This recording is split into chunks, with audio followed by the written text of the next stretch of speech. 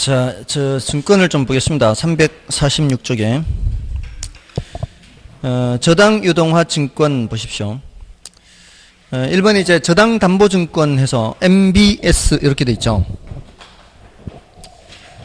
자, 여기 이제 발행하는 증권이 저당 담보 증권 이렇게 번역을 하거나 또는 주택 저당 증권 이렇게도 번역을 해요.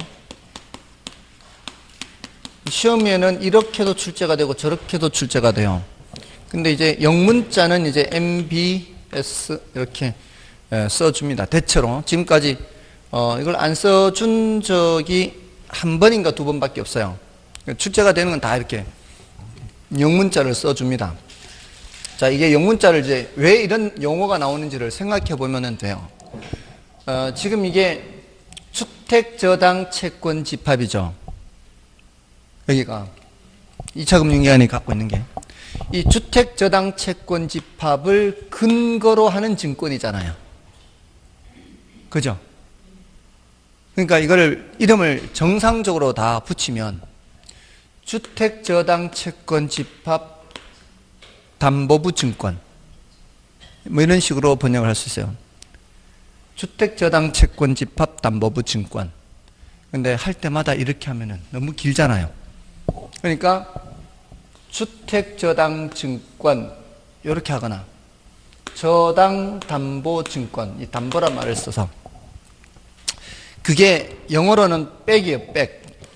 이게 모기지 해서 이게 저당이란 뜻이에요. 모기지가 그다음에 백트 하는데 이게 백이 가방 백이 아니고요. 여러분들 왜 그 무슨 좋은 백 좀 없냐 그런 말 쓰죠. 관공서나 뭐 이런데 백, 그 백이에요. 이 증권의 백이 얘란 말이에요. 이 증권의 백이 얘라고요. 얘 믿고 증권 발행한다 이 뜻이에요. 든든한 백을 믿고 뭘 해야 하는 거 아니에요. 그러니까 그 백이 얘라고요. 그러니까 mortgage backed securities 이렇게 mortgage backed securities. 모기지에 의해서 이제 이 뒷배가 있는 거죠. 뒷배가 그 뒤에요. 뒷백.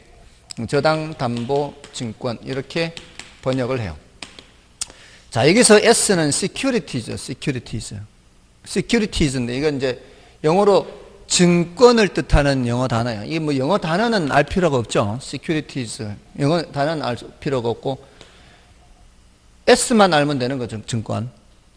제가 이거 몰라서 여기까지 쓴 거 아니에요.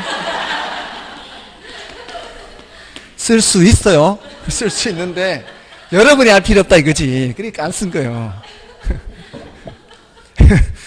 securities고 여기에 이제 두 가지가 있어요. 하나는 주식이 있고 하나는 채권이 있는데 주식은 스톡이라 하고요. 이거는 이제 여기서 약어로 쓸 때 알 필요 없어요. 채권만 알면 돼. 채권은 본드예요. 본드. 이게 마시는 것만 본드가 있는 거 아니에요. 한 번쯤 해보셨나요? 저는 이제 본드 마신다 그래가지고 본드를 어떻게 마시지? 그 생각했어요. 어릴 때 본드를 마신다 그래서 어떻게 마시지? 생각도 못했어요. 본드는 냄새 맡는 거지. 아니, 그 냄새 맡는 거는 다 해봤지. 저는 초등학교 때 이미 다 끝내봤어요. 초등학교 때 다 해봤어요. 근데 이게 이게 깡통에 든 거 있죠. 뚜껑 이렇게 따가지고 하는 거. 그리고 이게 튜브 짜는 거 있죠. 튜브 짜는 건 별로 맛이 안 좋아요. 깡통에 있는 게 맛이 괜찮아요. 그게 좀 이렇게 몽롱해지는 게 괜찮아요. 해보지 않으면 알 수 없는 거죠, 이거는. 튜브는 쎄합니다. 맛이 쎄해요. 별로 안 좋아요. 아무튼 이게 채권도 본드예요. 채권도 본드인데 여기 이제 끝이 S로 끝나느냐 B로 끝나느냐. S로 끝나면 이제 증권으로 번역하면 되고요. B로 끝나면 채권으로 번역하면 돼요. MBS 해서 S로 끝났잖아요. 증권이에요. 여기에 종류의 여러 가지가 있어요. 종류가. 그 여러 가지를 오늘 다 하면 이제 여러분들 쓰러진단 말이죠. 그러니까 아까 MBB라는 게 있고 MPTS 요거 두 가지만 한 거예요. 이제 나머지 두 개가 더 있어요. 할게. 두 개 더 있는데 요 놈들은 이제 혼합형이라 그래요. 나중에 혼합형. 요거는 채권형이라 그래요. 요거는 지분형이라 그래요. 요건 두 개 성격이 섞여 있어요. 기본적으로는 채권형이에요. 얘네들이. 기본적으로는 채권형이지만 요 성격이 조금 들어와 있어서 혼합형 그래요. 그래서 기본적으로는 채권으로 번역이 돼요. 기본적으로는. 채권으로 번역이 된다는 얘기는 돈을 빌리고 빌려준 관계란 뜻이에요. 돈을 빌리고 빌려준 관계 누구 사이에서? 증권 투자자와 이 발행자, 이 2차 금융기관 사이에서예요. 돈을 빌리고 빌려주는 관계에서는 이 채권 집합의 소유권이 누구한테 있어요? 2차 금융기관. 여기 있어요. 돈을 빌리고 빌려주는 관계에서는. 왜냐하면 이걸 근거로 해서 돈을 빌리고 담보로 정하고 이런 것이기 때문에 기본적으로 소유권은 누구한테 있단 말이에요? 2차 금융기관. 근데 표현을 할 때 2차 금융기관이라고 표현을 하는 것보다는 발행자라고 표현하는 게 더 좋아요. 왜냐하면 1차 금융기관이 발행할 수도 있거든요. 여기 지금 짧게 그렸잖아요. 왜 짧게 그렸는지 궁금하지 않았나요? 별로 살면서 궁금한 게 별로 없어. 여기서 바로 이렇게 채권을 바로 양도할 수도 있어요. 채권을. 그리고 얘네들이 증권을 발행할 수도 있어요. 바로 할 수도 있기 때문에 1차 금융기관이 발행할 수도 있고 2차 금융기관이 발행할 수도 있으니까 발행자라고 표현하는 게 더 좋아요. 됐나요? 그 발행자가 그거를 보유하면서 돈을 빌리는 구조는 이 기본적으로 세 가지예요. 세 가지. 혼합형은 예성격이 좀 들어와 있기는 하지만 기본적으로는 돈을 빌리는 채권 관계란 말이에요. 채권 채무, 이 둘 사이 채권 채무 관계. 근데 MPTS는 아까 어떻게 한다 그랬어요? 이 채권 집합을 얘네들한테 팔아서 돈을 마련하는 거라 그랬잖아요. 팔아버렸기 때문에 이 채권 집합을 투자자들이 공동으로 소유하는 거죠. 그래서 얘네들하고 얘네들이 직접 이게 채권자, 채무자가 되는 거죠. 여기가 채무자, 여기가 채권자. 대신 이제 그 가지고 있는 증권 비율에 따라 나누어 받으면 되는 거죠. 원리금을 넘기면은. 그래서 지분형이라 그래요. 지분형. 지분형이라고 해서 지분 증권은 아니에요. 이 MPTS든 MBB든 결국은 이자 받는 거, 이자. 채무자가 갚는 원리금 받는 거예요. 원리금을 쪼개서 나누어 받는 거예요. 나누어서. 자기 소지, 그 증권 소지 비율에 따라. 그래서 지분형이라고 할 뿐이지 받는 건 뭘 받는 거예요? 이자 받는 거, 이자. 원리금을 받는 거예요. 자, 근데 여기서 이제 주로 많이 묻는 게 채권 집합의 소유권을 많이 묻는다고요. 또는 이제 원리금 수취권 이런 거. 이 모든 권리를 다 발행자가 갖고 있으면 뭐고요? MBB예요. 모두 다 투자자에게 넘겨준 거는 MPTS예요. 패스스루. 이건 패스스루. 통과한다 이 뜻이에요. 패스스루. 이렇게 이걸 이제 번역할 때 이체로 번역하면 돼요. 이체. S로 끝났죠. 그럼 어떻게 하면 돼요? 이체 증권 이렇게 번역하면 돼요. 이체 증권. B로 끝났죠. 그치? B로 끝나면 뭐로 번역해요? 채권으로 번역해요. 저당 담보 채권이에요. 여기는 저당 담보 증권이죠. 그거 알면 되는 거예요. B하고 S. 그리고 이제 채권형의 경우에는 이제 모든 권리와 의무를 다 누가 보유하고 있어요? 발행자가. 여기는 투자자한테 다 넘겨준 거예요. 패스스루 넘어간 거예요. 그럼 여기가 수익률이 높다, 낮다? 높다. 여기는 수익률이 낮다. 수익률이라는 관점에서는 여기가 수익률이 낮고 여기가 높다. 이렇게 돼요. 됐나요? 그러니까 이 MPTS는 최소한의 수수료만 떼고 그냥 패스 넘어가는 거예요. 끝까지. 여기서부터 여기까지 쭉 넘어가는 거예요. 근데 MBB는 중간에 누가 있어서, 발행자가 있어서 여기 채권 채무 관계와 여기 채권 채무 관계가 별도다 이 말이에요. MBB가. MBB는 별도. MBB는 채권이에요, 채권. MPTS는 패스스루 다 넘어간 거라고요. 아까 설명을 할 때는 이걸 먼저 설명했어요. 팔아서 마련하는 걸 먼저 쓰기는 지금 MBB를 먼저 써서 그런 거예요. 아시겠죠? 죄송합니다. 순간적으로 헷갈렸어요. 이거 설명할 때 이걸 먼저 설명해서 MBB를 나중에 설명했죠. MBB를 나중에 설명했어요. 여기에 채권형. 죄송합니다. 괜히 이제 설명을 이걸 먼저 해놓고 쓰기는 이거를 먼저 써서. 됐나요? 아까 설명할 때 이걸 먼저 설명했어요. 나중에 설명한 게 이거예요. 마지막에 설명한 게. 이거는 이제 발행자가 갖는 거죠. 이거는 이제 낫고요. 나머지 이제 혼합형이 있어요. 오늘은 이제 두 가지만 이렇게 설명을 드리고요. 나중에 두 가지를 더 할 거예요. 가장 많이 질문한 게 저거예요. 채권 집합의 소유권이나 원리금 수취권, 이건 권리를 누가 갖고 있느냐. 발행자가 갖고 있으면 뭐고요? 발행자가 갖고 있으면 MBB. 이것도 또 오래되면 또 까먹을까 싶으니까 B로 끝나잖아요. 발행자의 비읍이죠. B죠. T 있죠, T. 투자자의 T 있죠.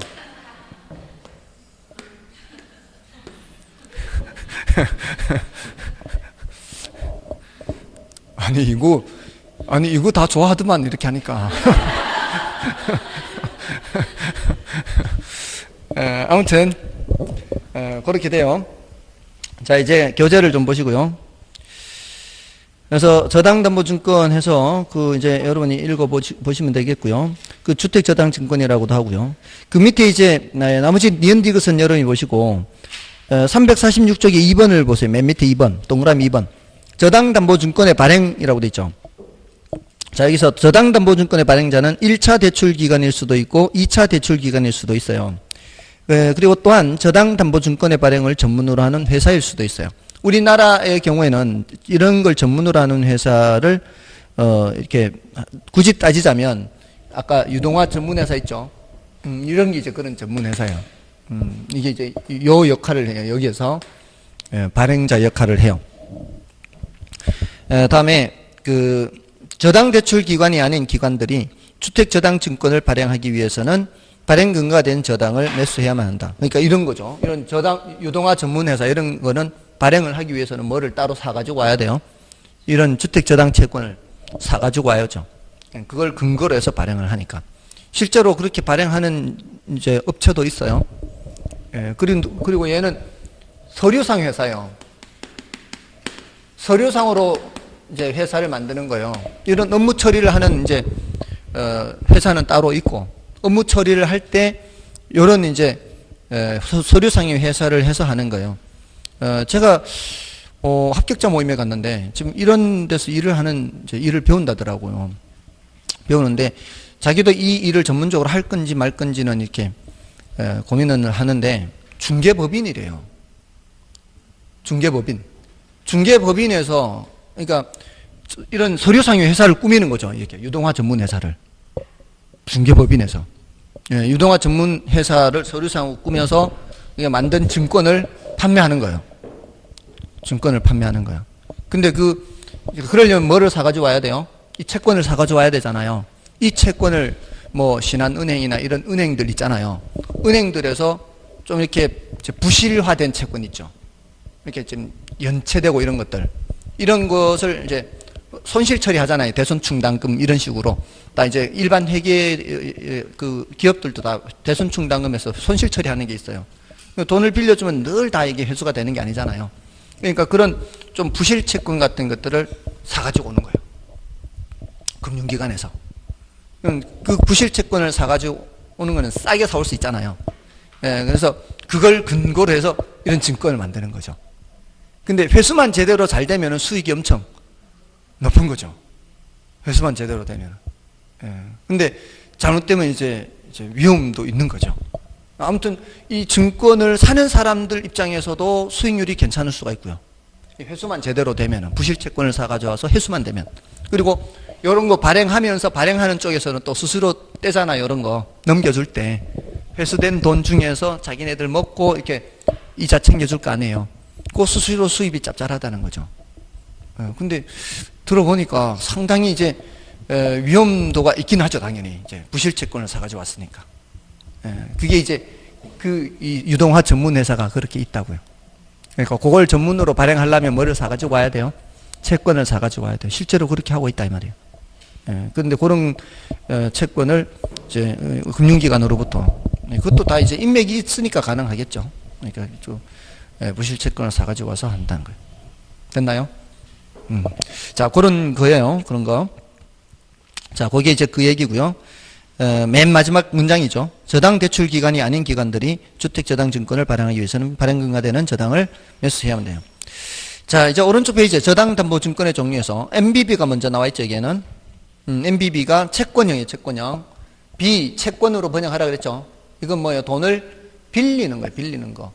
그래서 MBB는 투자자에게 이전되거나 이체되는 권리가 있어요? 없어요? 없어요. 투자자에게 이전되는 권리가 이런 게 없어요. 발행기관 자신이 발행한 채권을 투자자에게 매각해요. 자신이 발행한 채권이라는 게 일종의 차용증서라고 보면 돼요. 일종의 차용증서. 나 당신한테 이만큼 빌렸습니다. 즉 MBB의 투자자는 대출채권의 소유권을 가지지 않죠. 원리금, 수취권, 저당권 모두 누가 보유하는 거예요? 발행기관이 보유하는 겁니다. 대출채권의 소유권은 MBB 발행자가 보유하고 그 대출채권을 담보로 MBB를 발행해 투자자에게 회사채와 유사한 지급을 약속하는 거죠. 그러니까 이 MBB를 갖는 투자자들 입장에서는 채권 갖고 있는 거예요. 전형적인 채권. 그래서 일정한 이제 주기로 이렇게 원리금을 상환하는 거죠. 그다음에 MBB 발행기관이 원리금, 수취권, 저당권 등을 모두 보유하는 만큼 모든 위험을 부담해야 되는 거예요. 그죠? 그다음에 MBB 발행자는 저당 차입자가 만기 전에 모 저당을 변제한다고 하더라도, 자, 이런 거 읽을 때 이걸 생각하는 거예요. 저당 차입자는 여기죠. 저당 차입자가 만기 전에 모 저당을 변제하는 거예요. 그러니까 이거 주택저당채권. 이게 뭐예요? 조기 상환하는 거죠. 조기 상환하는 걸 말하는 거예요. 만기 전에 모 저당 변제, 이게 조기 상환이에요. 그러더라도 MBB를 사전에 변제하지 않는다는 약속한다. 이 관계에서는 이 말이에요. 얘네들은 조기 상환을 해도 여기서는 조기 상환을 하지 않는다 이 말이에요. 그러므로 MBB는 모 저당의 만기와는 다른 별도의 채권 만기를 가지고 있는 거죠. 그러니까 이쪽 채권 채무하고 이쪽 채권 채무는 별개다, 이걸 얘기하는 거예요. 다음에 DEF는 어려워요. 나중에. DEF는 어려우니까 나중에. 다음에 MPTS 밑으로 내려가시고요. MPTS란 저당 차입자가 지불하는 저당 지불액이 증권 발행자를 통하여 바로 MPTS 투자자에게 이체돼요. 여기서 이 말이에요. 여기서 저당 차입자 여기잖아요. 저당 차입자가 지불하는 저당 지불액. 저당 지불액이 뭐예요? 원금이자 원금이자. 이게 증권 발행자를 통하여 바로 이체된다고요. 패스. 됐나요? 즉 주택저당채권을 집합화하고 이를 기초로 하여 발행한 증권으로서 주택저당채권 집합을 누구에게 매각? 주택저당채권 집합을 투자자에게 매각 팔아버리는 방식이다 이 말이에요. 됐나요? 그래서 MPTS는 주택저당채권 집합으로부터 발생하는 원리금, 수취권과 주택저당권에 대한 지분권을 모두 투자자에게 매각. 모든 걸 누구한테? 투자자한테 매각을 해버렸어요. 그래서 MPTS 발행액만큼 MPTS 발행자의 주택저당채권 집합은 감소하지만 현금 자산이 증가함으로 주택저당채권 집합의 총액과 MPTS 발행액이 같아진다. 자, 이거는 이제 좀 어려워요. 뒤에 거는 맨 뒤에 뭐 초과다 뭐 이건 생각하지 마시고요. 일단 이게 뭔가 하면은 여기 1000억이라는 자산을 갖고 있잖아요. 이걸 팔면 어떻게 되겠어요? 1000억이란 채권은 사라지지만 현금 1000억이 생길 거 아니에요. 우리가 갖고 있는 자산을 팔아서 돈 마련할 때는 그 자산은 이제 내 거 아니죠. 1000억짜리 팔았잖아요. 예를 들어 우리 집을 팔아서 돈 마련할 때는 1억짜리 집을 팔면 1억이 나가면서 이제 집은 내 거 아니지만 돈이 이제 1억 들어오는 거 아니에요. 이거는 이제 이런 것을 팔아버리는 경우예요. 근데 우리가 담보로 제공하고 돈을 빌릴 때는 1억짜리를 담보로 제공하고 돈을 빌릴 때 1억짜리 내 거예요, 내 거 아니에요? 내 거죠. 담보로 제공했을 뿐이지 내가 이걸 팔아버린 게 아니잖아요. 이럴 때는 그 자산은 내 거로 있으면서 돈이 들어오는 거 아니에요. 돈이 들어오면서 빚이 는 거죠. 뭔 뜻인지 아시겠어요? 이 파는 방법은 빚이 생기는 건 아니잖아요. 그리고 1억짜리 팔면은 1억 원만큼 돈이 들어오는 거 아니에요? 근데 담보로 제공할 때는 1억짜리 담보로 제공하면서 1억 빌릴 수 있나요? 못 빌리죠. 1억짜리 담보로 제공하면서 뭐 6천만 원, 7천만 원 이렇게 빌릴 수 있잖아요. 그러니까 담보로 제공하는 거하고 돈을 빌리는 금액 간의 그 차이가 있어요. 이걸 뭐라고 하는가 하면은 초과 담보라 그래요. 돈을 빌리는 경우에는 반드시 뭐가 있게 돼 있어요? 돈을 빌리는 경우에는 초과 담보가 설정이 돼요. 우리가 1억짜리를 담보로 제공하면서 1억 못 빌린다고. 빌리는 거는 7천만 원 이렇게. 그 증서가 MBB라면 말이에요. MBB가 돈을 빌리는 거라 그랬잖아요. 1억짜리를 제공하면서 돈을 7천만 원을 빌린다는 얘기는 MBB 발행액은 7천만 원이라는 얘기예요. 차용증서 쓸 때는. 차용증서에는 7천만 원으로 해서 나가요. 그게 발행액이에요. MBB 발행액. 그러니까 내 주머니에 들어오는 돈은 7천만 원 들어오는데 담보로 제공하는 건 얼마다? 1억이다. 이게 뭐예요? 초과 담보 3천만 원 이게 있다 이 말이에요. MBB 구조에는 뭐가 있다고요? 돈을 빌릴 때는 늘 뭐가 있어요? 초과 담보가 있을 수밖에 없어요. 돈을 빌릴 때는. 근데 파는 데는 초과 담보란 말이 있을 필요가 없다 이 말이에요. 팔아버리는데 무슨 담보라는 게 필요해?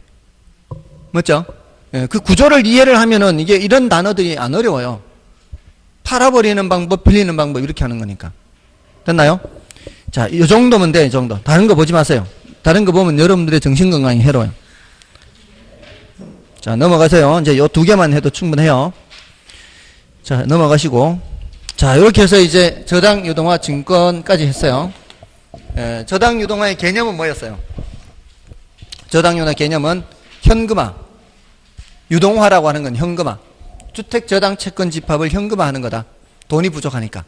그래서 팔아서 돈 마련하는 거다. 자, 그 다음에 구조는 1차 저당 시장, 2차 저당 시장이 있다. 1차 저당 시장에서는 채권이 형성되는 거고, 형성된 채권이, 저당 채권이 유동화되는 거는 2차 시장이다. 시장의 참여자, 1차 시장의 참여자, 차입자와 1차 금융기관.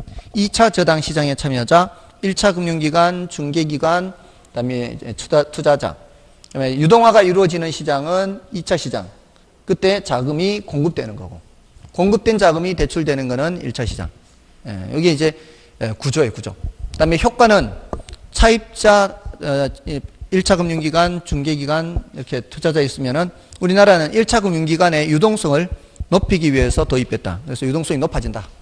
그 다음에 차입자 입장에서는 대출받기가 더 쉬워진다. 자가주택 소유 기회가 증가한다. 그 다음에 투자자 입장에서는 새로운 형태의 증권이 발행되기 때문에 만들어서 발행되니까 포트폴리오 구성이 좀 더 다양해질 수 있다. 일단 이렇게 기억하는 거고요. 그 다음에 증권은 여기서 발행하는 증권은 모두 다 부채 증권이에요. 정해진 이자잖아요. 지금 다 이자 원리금 받는 거예요. 다 이렇게 다이렉트로 넘어갈 이쪽으로 바로 MPTS의 경우에도 원리금 받는 거고, 여기 서채권 채무 관계에도 원리금 받는 거죠. 그러니까 무슨 증권? 이자 나오는 거는 부채 증권. 근데 이제 증권을 발행하는 이제 경우에 두 가지 방식. 일단 하나는 팔아버리는 방법. 이때 MPTS라고 했어요. 패스트로. 모든 권리와 의무를 다 누구한테 넘겨버린 거요? 투자자한테 넘겨버릴 때 발행하는 증서는 MPTS고요. MPTS. 돈을 빌릴 때 발행하는 증서는 MBB죠. 그래서 이 돈을 빌리는 거는 담보로 제공한다는 뜻이기 때문에 돈을 빌릴 땐 그는 채권 집합의 소유권은 발행자한테 있는 거예요. 그죠?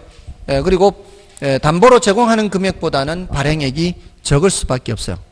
담보로 제공하는 게 더 클 수밖에 없어요. 초과 담보가 있어야 되니까. 근데 MPTS는 1,000억짜리 팔면은 1,000억 받아야 될 거 아니에요. 그러니까 이 MPTS 발행액과 저당 채권 집합의 총액이 똑같아요. 그거는 이제 MPTS예요. 근데 초과 담보 이런 말이 있을 수가 없는 거죠. 됐나요? 모든 권리와 위험을 다 발행자가 부담하는 게 뭐고요? MBB, B 발행자. 그다음에 모든 권리와 위험을 투자자가 부담하는 거 MPTS. 됐나요? 자, 그렇게 증권까지 했어요. 자, 이제 넘어가셔서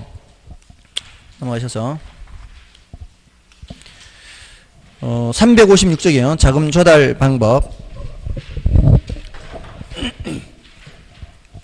자, 여기 지금 자금 조달 방법이에요. 자금을 어떻게 이제 마련하느냐 하는 거예요.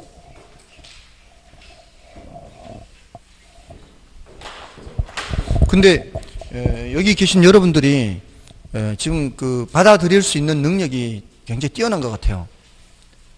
보니까 다른 데보다도 이 수업 이렇게 흘러가는 게 굉장히 부드럽게 잘 흘러가는 것 같아요. 혹시 제가 착각하고 있는 건 아니겠죠? 제가 눈치가 좀 없는 편이긴 한데 옛날보다는 좀 좋아졌거든요.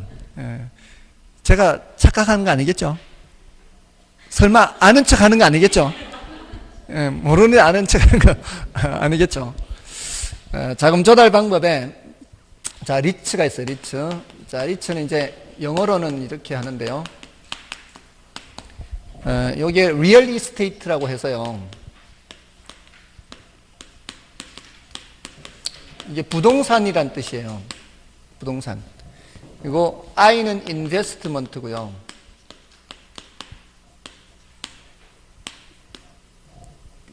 인베스트먼트, 투자란 뜻이에요. 그 다음에 T는 트러스트거든요. 트러스트. 여기 이제 부동산으로 번역을 하고요. 이제 투자이고요. 여기는 직역을 하면은 신탁이에요. 트러스트는. 근데 이제 이론적으로 이게 신탁형도 있고 회사형도 있어요. 신탁형, 회사형 이렇게 두 가지가 있는데 우리나라는 요거예요. 요거. 그래서 이걸 번역을 할 때 어떤 경우에는 직역해서 부동산 투자 신탁 이렇게 번역을 하는데 우리나라에서는 이제 부동산 이제 회사형이니까 부동산 투자 회사 이렇게 번역을 해요. 이렇게 해도 틀린 건 아니니까 오해하지 마시고요. 아시겠죠? 자, 근데 이거는 이제 배경을 잠깐 말씀을 드리면 이게 요것도 IMF 때문에요. 그러니까 IMF 때문에 도입됐는데 제가 그 당시에 조금 전에 그 MBS 하는 것도 머리 아파 죽겠는데 이것까지 나와가지고 이게 부동산과 관련된 증권 해서 두 가지를 하거든요. 부동산 관련 증권 해서 리츠, MBS. 정말 저 죽는 줄 알았습니다. 스트레스 받아서. 봐도 뭔 소리인지 모르니까. 누구한테 물어볼 데도 없으니까. 얼마나 힘들겠어요. 대신에 여러분들은 조금 더 편할 수 있는 거예요. 제가 미리 힘들었기 때문에. 아무튼 이것도 나오면 머리 아팠어요. 부동산에 투자하는 회사라고는 하는데 도대체 감이 안 잡히는 거예요. 뭐 어떻게 한다는 얘기지? 왜 하는 거지? 그때 당시에는 저도 어렸고, 이제 세상 물정 잘 모르고, 천지도 모르니까. 그러니까 잘 모를 수밖에요. 근데 이제 조금씩 이제 하다 보니까 조금 눈이 트이고 가는 거죠. 이게 왜 도입됐는가 하면은, 조금 전에는 IMF 때 은행 때문에 도입됐죠. IMF 때 은행이 돈을 마련하기가 어려웠는데 갖고 있는 채권을 팔아서 돈 마련하도록 하는 거였잖아요. 이것도 돈 마련하는 것 때문에 그래요. 부동산과 관련된 증권을 만든다는 얘기는 덩치가 작게 쪼갠다는 얘기 아니에요. 그러면은 적은 돈을 갖고 있는 사람들도 증권은 살 수가 있거든요. 근데 부동산은 덩치가 크잖아요. 채권도 아까 뭐 1억짜리 채권, 2억짜리 채권, 이건 덩치가 크단 말이에요. 근데 요거는 뭐 때문에 도입됐는가 하면은 IMF 때 구조조정하는 회사들 때문에 도입됐어요. 구조조정하는 회사들. 그러니까 은행 말고 이제 앞에는 MBS는 은행 때문이고 요거는 리츠는 구조조정하는 회사들 때문에 도입됐어요. 자, 구조조정이 뭐예요? 구조조정. 구조조정은 이제 그게 부실화된 사업 분야가 있을 수 있거든요. 이렇게 이 사업을 하다 보면은 잘 나가던 게 이제 꺾여 내려가고 하면 이제 업종도 전환해야 되고 이런 게 나와요. 지금 삼성전자가 만드는 제품들이 어떤 것들이 있어요? 반도체, 또 핸드폰, 가전. 삼성전자는 크게 세 분야라고요. 삼성전자는 반도체, 핸드폰, 스마트폰, 그다음에 가전. 근데 이 중에 제일 지금 실적이 안 좋은 데가 어디예요? 가전적이 제일 안 좋아요. 가전적이. 그 다음에 지금 핸드폰도 그렇게 이제 좋다가 이제 조금 이제 꺾였죠. 반도체가 작년에 제일 좋았죠. 작년에 SK 하이닉스 같은 경우에는 영업이익률이 거의 50%예요. 영업이익률이 50%. 이거는 엄청난 겁니다. 1,000원 팔아서 500원이 남는 거예요. 우리나라 이 상장 기업들이 그 영업이익률이 5%가 안 될 때가 많아요. 평균적으로. 5%가 안 될 때가 많아요. 근데 50%는 엄청난 겁니다. 그러니까 SK 하이닉스가 엄청난 저거 뭐죠? 상여금인가? 그 지급했죠. 엄청나게. 아무튼 뭐요? 아, 청주에도 있나요? 아, 맞다. 그 청주에도 있다. 원래 이천이거든, 그게. 이천이 크잖아요, 공장이. 그러고 보니까 청주에도 있네. 아무튼 그런데 자, 가전이 별로 안 좋아요. 가전이 안 좋으면 이제 적자로 돌아설 수도 있거든요. 그럼 적자로 돌아서게 되면 그럼 반도체나 스마트폰에서 번 걸로 그쪽을 메꿔 넣어야죠. 근데 이게 회복될 기미가 안 보이면은 일찍 접는 게 좋아요. 계속 그걸 가져가면은 이제 오히려 이쪽도 좀 안 좋아질 수 있죠. 자, 그럴 때 이걸 접는 게 바로 구조조정이에요. 접는 게. 그럼 접으려면은 직원들 퇴직금하고 이렇게 줘야 될 거 아니에요. 뭐가 필요해요? 돈이 필요해요. 근데 삼성전자 같이 이렇게 현금 보유 능력이나 동원 능력이 높은 회사는 구조조정하는 게 별로 문제가 안 돼요. 근데 이제 막 겨우겨우 근근히 이제 막 뭐 무너질 듯 말 듯 빨리 저게 없으면 괜찮은데 저쪽에 부실 때문에 이쪽에 번 걸 다 메꿔 넣는 쪽은 동원할 자금이 없어요. 근데 빨리 저걸 구조조정을 해야 기업이 회생할 거 아니에요. 자, 근데 어떻게 돈 마련하냐 말이에요. 돈을.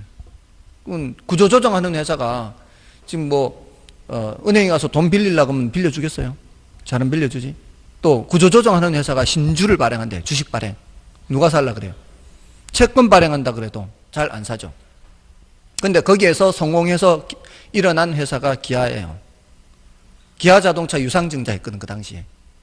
유상증자 해가지고 그 당시에 유상증자 할 때 저도 기억나요. 그 유상증자 한다고. 근데 저 회사가 쓰러질지 안 쓰러질지 알 수 없잖아요. 이게 구조조정이 제대로 될지 안 될지.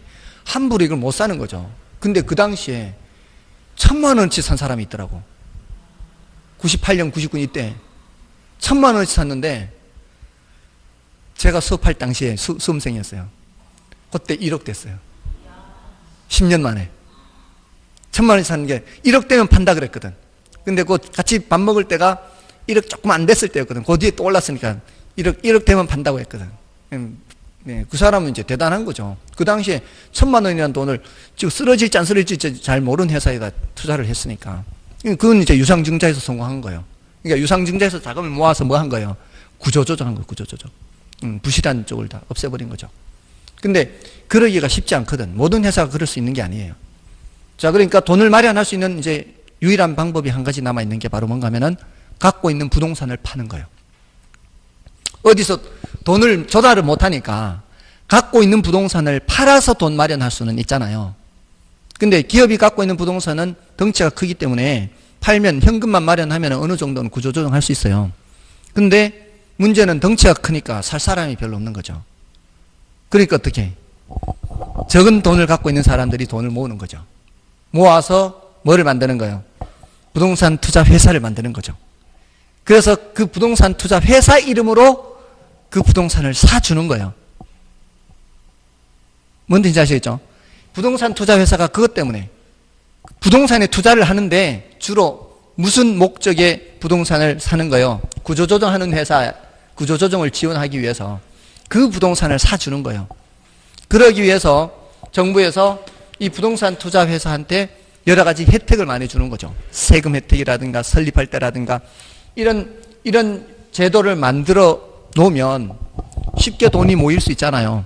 이 혜택들 때문에 적은 돈을 갖고 있는 사람도 이렇게 주식을 살 수 있고 하니까 주식 사면 되니까 그렇게 해서 이 부동산 투자 회사 제도가 만들어졌는데 이게 2001년도에 이제 처음 만들어졌어요. 이제 IMF가 터진 이후에 약 3년 만에 이제 이런 이제 부동산 투자 회사 제도도 새로 만들어 그러니까 이제 연구 용역을 맡겨야 돼요.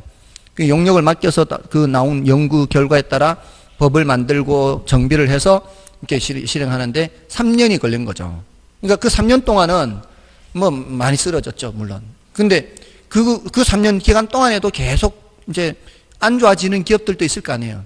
근데 드디어 이제 2001년도에 이제 법이 만들어지고 2001년도 11월 달인가 제1호 부동산 투자 회사가 드디어 설립이 됐어요. 그 1호 부동산 투자 회사가 이 교보 메리츠 부동산 투자 회사였어요. 교보 메리츠. 교보 생명에서 47%인가 8%인가 지분을 출자하고요. 메리츠 증권에서 3%인가 4%인가 이렇게 출자하고 나머지는 이제 일반인들로부터 자금을 모아서 약 800억 정도를 모았어요. 자금을 800억 정도 모아서 뭐를 샀는가 하면은 강서구에 있는 대한항공 연수원 부동산을 매입을 했어요. 대한항공. 그러니까 대한항공에서는 그 돈으로 이제 구조조정을 한 거죠. 한꺼번에 수백억이 들어오니까 그 수백억으로 이제 구조조정을 해서 부실한 부분을 이제 없애는 거죠. 예, 슬림하게 그렇게 이제 바꾼 거죠. 체질을 바꾼 거예요. 자, 그런데 보세요. 연수원 부동산이라 그랬죠. 연수원에 연수를 안 시킬 수는 없잖아요. 그죠? 어떻게 했을까요? 빌려서. 교보 메리츠 부동산 투자 회사하고 계약서를 2장을 작성하는 거예요. 하나는 매매 계약서, 하나는 임대차 계약서래요. 집기 하나 옮길 필요가 없죠. 그대로 두고 계약서만 그렇게 하는 거예요. 이제 다만 관리하는 주체가 대한항공에서 교보 메리츠로 넘어오는 거죠. 교보 메리츠는 근데 서류상의 회사예요. 서류상의 회사예요. 예, 그래도 관계없어요. 서류상의 회사이긴 해도 그 교보생명에서 47% 지분 갖고 있죠. 예, 그리고 메리츠 증권에서 3% 4% 갖고 있잖아요. 일반인들 있죠. 주주총회 열 수 있죠. 주주총회 열면 되잖아요. 주주는 있으니까. 그럼 주주총회 열어서 이 부동산을 무슨 자산관리회사에다가 맡기면 되는 거죠. 그 의사결정만 해주면 되는 거예요. 그러면 자산관리회사에서 청소하고 뭐 수리 수선해주고 이렇게 그 임차인이 사용하는데 불편하지 않게 다 해주면 되는 거예요. 지금까지 대한항공이 직접 관리하던 거를 자산관리회사에서 해주면 되는 거지. 그리고 임대료 받고 비용 지출하고 남는 돈을 주주들한테 나눠주고 이 일을 다 누가 하면 되는 거예요? 자산관리회사에서 하면 되지. 그러니까 그 주주들은 그냥 뭐만 대면 되는 거예요. 돈만 대면 되는 거예요. 돈만 대고 이제 자산관리해서 다 하면 되는 거예요. 그렇게 해서 자 보세요. 누이 좋고 매부 좋은 거예요. 구조조정하는 회사 입장에서는 바로 돈을 마련해서 신속하게 구조조정을 들어갈 수 있잖아요. 그럼 부실이 적을 때 일찍 회생이 될 수가 있어요. 점점 부실이 커지면 결국 회생 못하고 쓰러질 수 있는데, 그리고 사는 입장에서는 어때요? 아주 그냥 안정적인 임대료 수입, 사자마자 바로 세를 놓으니까 안정적인 임대료 수입을 얻을 수 있죠.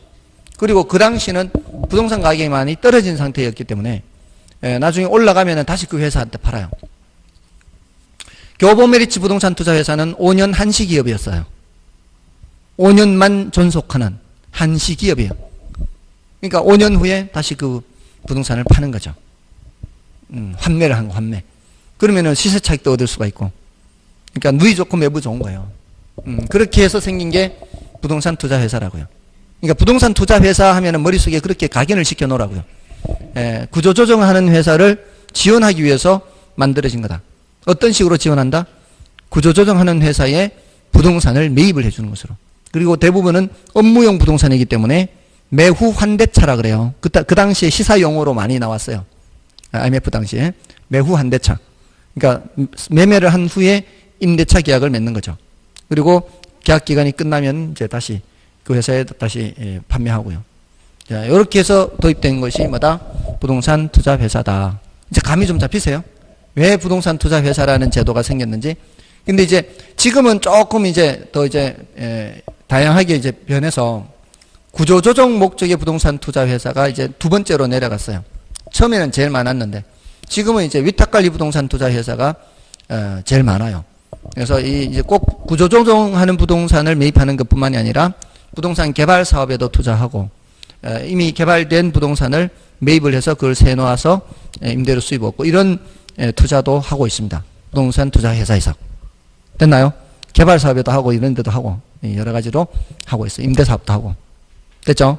자, 일단 그게 어떤 용어가 나왔을 때 그게 뭐 때문에 어떤 배경으로 나왔는지 어떤 메커니즘인지 그걸 이해를 해야 뭘 설명을 해도 이게 그 다음에 흡수가 되는 거죠. 됐습니까? 자, 그래서 나온 게 이거고요. 그래서 우리 교재에서 설명을 좀 보세요. 리츠에 의해서 리츠란 불특정 다수의 투자자들로부터 투자 자금을 모집하여, 자, 이 투자 자금을 모집한다는 게 주식 발행해서 모집한다는 거죠. 그 자금을 부동산에 투자하거나 저당 담보증권에 투자 또는 부동산 관련 대출 등으로 운영하여, 자, 그 세 가지예요. 부동산에 투자 한 가지 하고요. 저당 담보증권에 투자 두 가지 하고요. 부동산 관련 대출 이렇게 세 가지로 돼 있죠. 근데 세 가지인데 우리나라는 첫 번째 거예요. 우리나라는 어디에 투자하는 거예요? 부동산에 투자하는 부동산에. 그래서 그 운영 수익을 투자자에 배분해주는 부동산 간접 투자 상품이다. 자, 간접 투자 상품이라고 돼 있죠. 간접 투자 상품. 자, 이거는 우리가 리츠의 주식을 사게 되는 것은 부동산을 직접 사는 게 아니고 부동산을 간접적으로 산다. 이렇게 보면 된다 이 말이에요. 그죠? 그 돈이 결국 부동산에 들어가는 것이기 때문에, 즉 리츠는 부동산에 투자하는 뮤추얼 펀드라고 할 수 있다. 자, 이게 뮤추얼 펀드는 우리 금융기관에 가면 왜 펀드 사라고 하잖아요. 그 펀드는 우리가 펀드에 가입하면은 우리는 돈만 넣는 것이고 그 돈이 어디에 투자가 돼요? 펀드에 우리가 넣는 돈은 주식이나 채권에 투자가 되죠. 그러니까 주식이나 채권에 간접 투자인 거는 펀드, 일반 뮤추얼 펀드고, 부동산에 간접 투자하는 거는 리츠고, 그런 점에서 간접 투자라는 점에서는 같다 이 말이에요. 대상이 다른 거지. 부동산 투자 회사는 부동산에 하는 거고, 펀드는 주식이나 채권에 이렇게. 자, 그럼 됐고요. 다음에 투자자는 리츠의 주식을 취득함으로써 부동산에 직접 투자에 발생하는 재반 문제 위험을 회피할 수가 있고요. 다만 리츠에 투자하는 것은 주식에 투자하는 것과 같으므로 배당 이익과 주식 매매 차익을 얻을 수 있는 반면에 원금 손실 가능성도 있죠. 또한 리츠의 지분은 주식 형태로 주식시장에서 거래되므로 황금성이 높습니다. 그리고 유동성이 결여된 부동산을 증권화했다는 점에서 부동산 증권화의 한 형태라고 할 수 있는 거죠. 그러니까 부동산 관련 증권 하면요, 리츠하고 MBS 이렇게 얘기하면 돼요. 아시겠죠? 자, 다음에 이제 리츠의 종류는 이거는 별로 중요하진 않아요. 그 여러 가지 종류가 있죠. 이거는 좀 중요하지 않고요. 참고로 보거나 패스해도 돼요. 자, 근데 이제 357조 괄호 3번에 리츠 도입의 효과 있죠. 자, 리츠 도입의 효과, 요거는 우리나라 법 규정이에요. 법 규정. 근데 여기서 주로 출제가 돼요. 그래서 요거는 좀 쉬고 할까요? 요건 좀 쉬고 하겠습니다.